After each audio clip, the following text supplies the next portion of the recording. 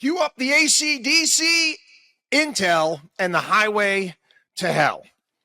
So Intel got another, you want to call it a lifeline, right? Again, a lifeline from you. That's right. You, the taxpayer, are giving Intel more money. Yeah, Biden and Kamala got together and decided to give Intel your money. You know how much? $3 billion.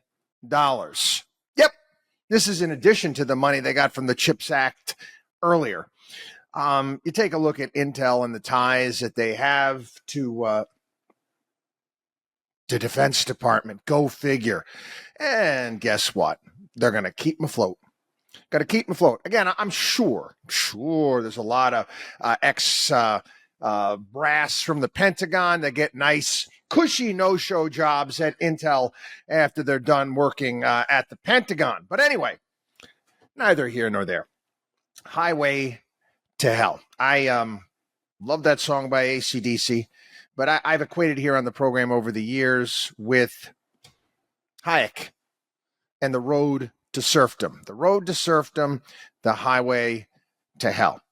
Now, we have gotten ourselves deeper and deeper and deeper, going back to the financial crisis, quite frankly, where all of a sudden the government decided to suspend capitalism and decided to start bailing this one, that one, and everyone out. Not only just the banks, but also the auto sector.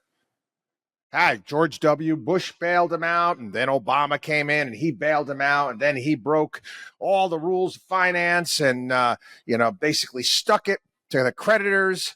And we just continue on this road to serfdom and the highway to hell. Now, what is the road to serfdom? Interestingly enough, we are at the 80 years since Hayek put out The Road to Serfdom. I'm going to talk a little bit about it, what's all about, and where we're at today, and it's not a good spot. In the 1940s, state interventionism was all the rage, on the rise in Europe, on the rise in Asia. The Wall Street Journal today, Rainer Zeidelman did an unbelievable piece about Hayek and the road to serfdom. We have the same problem today. We have this nonsensical belief system that we need the government to fix it. We need government intervention in the economy. We need these wizards of smart in Washington, D.C. to be handling all of this nonsense. What do we have? We have higher taxes, strict regulations, all this nonsense. Anyway, Zeidelman writes, he said that there was a misconception among intellectuals that National Socialism, Nazis, was a form of capitalism. In 1939, philosopher Max Horkheimer, co-founder of the Frankfurt School, said, but whoever is not willing to talk about capitalism should also keep quiet about fascism. Hayek later explained that his book was primarily addressed to those among the British socialist intelligentsia. They're everywhere now. That is British socialist intelligentsia, even though it's on the rise there, but it's here, there, and everywhere. They saw Nazism as a reaction to classical socialist trends. In reality, it was a necessary outcome of those tendencies. Socialists in those days avoided describing Hitler's movement and system as National Socialism to deny the intellectual affinity between socialism and Nazism. We always have that today. We always talk about Nazis, but everyone fails to understand that it was a socialist system. They always equate as right-wingers, but they were socialist, for crying out loud.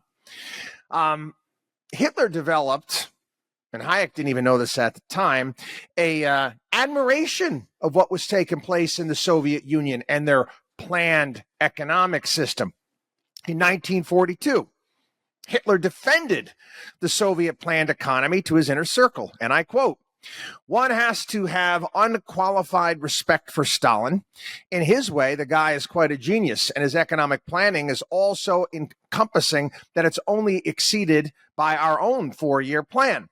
I have no doubts whatsoever that there have been no unemployed in Russia, Soviet Union, as opposed to capitalist countries such as the United States of America. In July 1941, Hitler said, "A sensible employment of the powers of a nation can only be achieved with a planned economy from above." Hitler said it. Who else says these things today? Oh, yeah. A lot of our politicos in Washington, D.C. As far as the planning of the economy is concerned, says Adolf, we are still very much at the beginning, and I imagine it will be something wonderfully nice to build up an encompassing German and European economic order. Man, Hitler would have fit right in at Davos at the World Economic Forum, for crying out loud. He and Klaus would have been best buddies. In 1971, Hayek emphasized that the primary focus of his book was classical socialism, which aimed to nationalize the means of production. But National Socialism, in economic terms, can be seen as a precursor of modern socialism. Unlike classical socialism, modern socialism no longer seeks to nationalize the means of production, but instead maintains the facade of private property rights. How often do we talk about this here on the program? The facade of private property rights. But your rights are eroded. Basically, it's a formality, doesn't have any true substance. Entrepreneurs becoming, in essence, subjects of the state. In a speech in May of 1937, Hitler described this philosophy. I tell German industry, for example, you have to produce such and such now. And then I return to this in the 4-year plan. If German industry were to answer me, we are not able to, then I would say to it, fine. Then I will take that over myself, but it must be done. But if the industry tells me we will do that, then I am very glad that I do not need to take that on. Sound like our auto industry by any stretch of the imagination? You remember when Maxine Waters threatened to socialize the oil companies because the price of gas went up? Hayek's book presents a second important thesis. The loss of economic freedom precedes the loss of intellectual and political freedom. Critics who dispute his concerns point to the UK, which after World War II introduced extremely high taxes and nationalizations, although the economic consequences were disastrous and reversed only decades later by Margaret Thatcher. Hayek's warnings, let's think about this. Let's go back. We were in 1980s, 1990s. Again, this Reagan years. We're talking Reagan years, and we'll talk the Clinton years. Economic freedom was ascending. What's happened now? We've got this belief system now. We're going to believe in, again, industrial policy, ruling out of capitals. Beijing, Washington, Brussels.